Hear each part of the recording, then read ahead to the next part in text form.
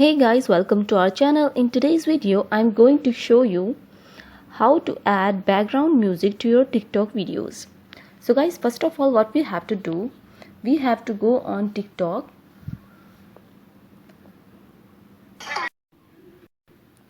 Once you open the app, then you have to hit on this plus button, adjust your seconds option and record your video.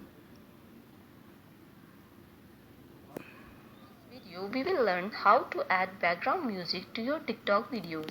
So guys, I'm done with my video and now I will add background music in my video. Now guys, you have to hit on add sound and here you have to add music. In this video So guys, I've selected this sound and now I am going to adjust its volume. I will increase the original sound and I will decrease the added sound, which will be my background sound.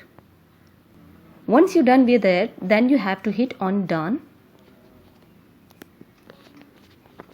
Let's increase its volume and check the video.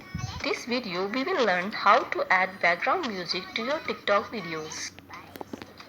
As you can see guys, my background music has been added in my video. Now we will hit on next. Add your caption over here if you want to write something.